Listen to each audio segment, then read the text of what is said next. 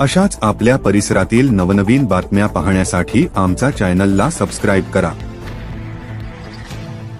तालुक्यातील व बांडणे गावातील संतप्त ग्रामस्थांनी तहसील कार्यालय येथे येऊन आरोपी गोंदू बाबा योगेश खैरनार याला फाशीची शिक्षा झाली पाहिजे यासाठी सर्व ग्रामस्थ व तालुक्यातील सर्व पक्षाचे पदाधिकारी एकत्र येऊन या ठिकाणी निवेदन दिलं व या महाराष्ट्रात गोंदू बाबा प्रकरण जोरात चालू आहे। तसंच या साक्री तालुक्यात अतिशय निष्पाप लोकांना चुकीच्या पद्धतीने या गोंदू बाबाने मारला आहे।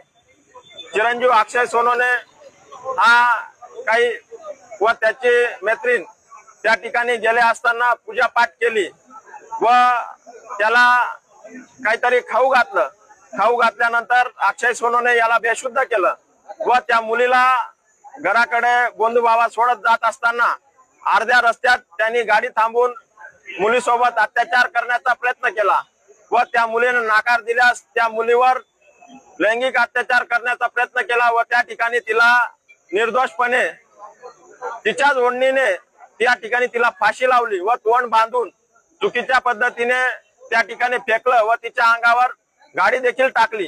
याचाच सर्व नाईनाट मिटवण्यासाठी चिरंजीव अक्षय या रात्री 2 वाजेला त्या मठावर गेला गोंदू बाबा व चिरंजीव अक्षय याला देखील चुकीच्या पद्धतीने ठिकठिकाणी त्याच्या बरगड्या फ्रॅक्चर केल्या आणि डोक्यात पण चुकीच्या ठिकाणी आपल्या लोखंडी पारने त्याच्यावर वार करून त्याला त्याच ठिकाणी ठार मारलं। एवढंच थांबून तिथं थांबला नाही, त्या प्रेताला त्यांनी गोंटीत भरून दूर अशा ठिकाणी जंगलात त्या ठिकाणी आपण दिवसा देखील जाऊ शकत नाही त्या ठिकाणी त्या पोतडीमध्ये घालून त्याला तिथं नाल्यात फेकलं। वरून गोदड्यात टाकून एक झाड, मोठं झाड, सुकलेलं झाड त्या ठिकाणी त्याच्या अंगावर टाकलं आणि त्या ठिकाणी त्याचा जाळण्याचा देखील प्रयत्न दुसऱ्या दिवशी होता, परंतु पोलीस स्टेशनने तात्काळ त्या ठिकाणी शोध घेतला व त्याच जागेवर त्याला सापडवलं।